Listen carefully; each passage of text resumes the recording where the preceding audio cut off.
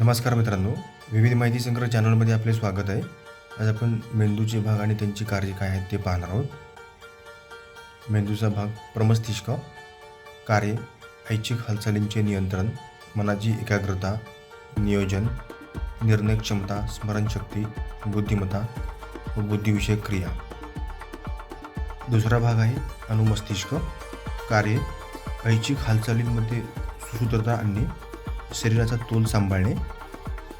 तिसरा भाग आहे मस्तिष्क.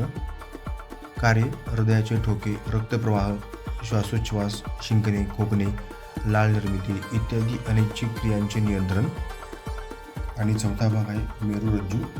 कार्य त्वचेपासून मेंदूकडे आवेगाचे वहन करणे, मेंदूपासून स्नायू व ग्रंथीकडे आवेगाचे वहन आणि प्रतिक्षिप्त क्रियांचे समन्वय केंद्र म्हणून कार्य करते.